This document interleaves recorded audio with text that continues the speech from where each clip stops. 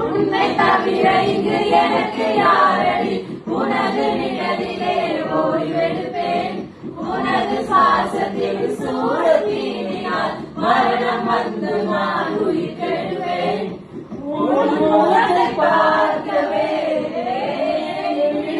வாழ்வே நேரத்தில் பார்வை இழக்கிறேன் நான் அடி